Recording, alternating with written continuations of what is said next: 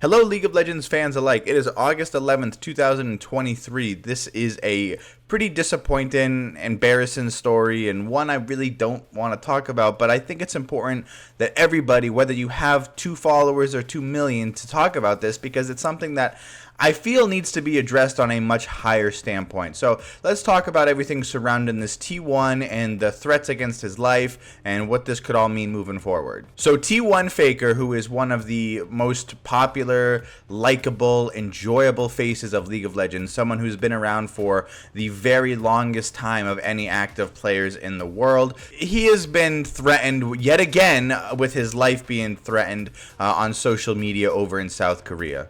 And I say again because this is not the first time that something like this has happened, not just in esports, but to Faker. As a couple years back, he was also threatened online for his performance at Worlds, and there was a moment in time where T1 as an organization was really being harassed by people who I guess are fans of the sport. I don't really know who would do it and call themselves a fan, but to the point where I believe they had like a truck parked outside of their operational headquarters with a sign that was like fire their coach. Something like that happened. But I think it got so bad as to Faker's very own mother was getting threats against her life online, and it really just got to a point where something had to happen. And something did happen during that time, and everything has died down since, but here we go again, as I guess reportedly just a couple days ago, after T1 had upset the number 1 seed KT in the second round of the playoffs, there were threats made against Faker's very own life. So before I read these posts and statement, keep in mind this is from a South Korean website, and I have translated the website to English. Now, if you watch any of my LPL coverage,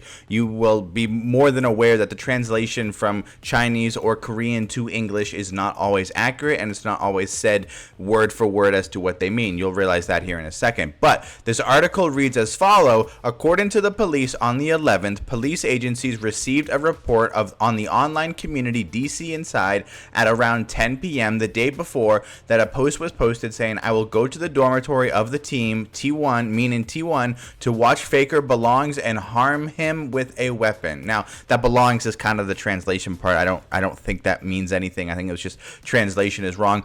Point being, there was a post that someone said he's going to the team, he's going to harm Faker, which is just an outrageous thing to say. Which is what led to the picture you have seen on your screen for the most part, which is an actual police vehicle stationed outside of the T1 headquarters.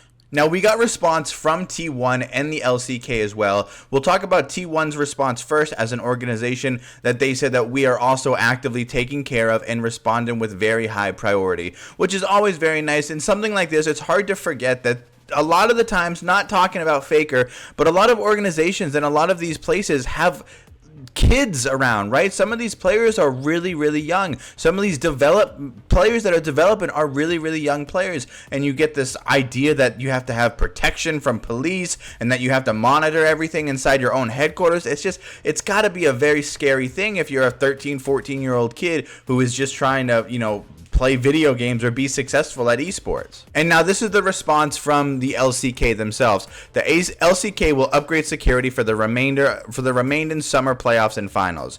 Due to recent increases in violent incidents, including threats of violence, the following security measures will be introduced at League of Legends Park. Detailed bag searches upon arena entrance, additional security personnel inside the arena, additional security personnel in areas outside of the arena, strengthened security equipment for emergency responses. We ask for your cooperation as we create a safer environment for all. Now, I am recording this in the morning of the 11th, and I have to say, the response to all of this stuff has been really impressive to me. You can think what you want about Riot, you can think what you want about these big corporations, but the fact that they've all responded relatively quickly, I mean, South Korea is, I think, 13 hours ahead of where I live, so it is nighttime for them, so all this stuff happened kind of earlier in the day. But the fact that there have already been statements, they've already agreed to change things, they've already taken this very serious, is something that you should commend the organizations and the leagues for doing. Now, as far as these statements and threats themselves, I think something that people might overlook, or something I feel is important to mention, is that this probably most likely has far more to do with a gambling implication than an actual fan or someone who doesn't like T1 or doesn't like Faker or someone who just wants clout and wants attention online. If we remember, just a couple of years ago, there was a very, very big situation going on with win trading and gambling on esports and gambling on video games. And it's something that has always kind of baffled me. Now, I am someone who, I will say I have a pretty extensive history with gambling, so I kind of understand it. And you always feel a little weird when you're gambling on things that are involving young people, young players, young children.